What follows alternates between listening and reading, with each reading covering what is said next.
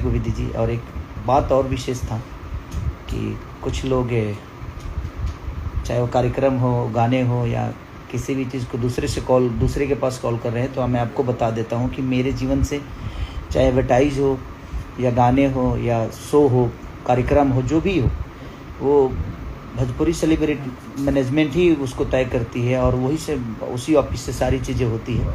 तो कोई कुछ भी कहे, कैसे भी कहे, आप किसी की भी बात मत मानिए। आप डायरेक्ट भोजपुरी सेलिब्रिटी मैनेजमेंट को कॉल करिए, आपकी सारी चीज़ें दुविधा दूर हो जाएगी। और दूसरी की बहुत सारी चीज़ें कि हम करा देंगे, कोई नहीं कराएगा। करेगा तो भोजपुरी सेलिब्रिटी मैनेजमेंट ही करेगा। इसके अलावा कोई मेरा ना कार्यक्रम कर पाएगा और ना ही एडवर्टाइज कर पाएगा और ना ही गाने मिल पाएंगे किसी को भी। तो आप कोशिश करिए कि आप भोजपुरी सेलिब्रिटी मैनेजमेंट को ही संपर्क करिए, ताकि आपको 10 जगह दौड़ना ना पड़े, 10 जगह की बातों में ना आना पड़े। यही विशेष भी था और हम फिर से लगे हैं। देखिए हमारे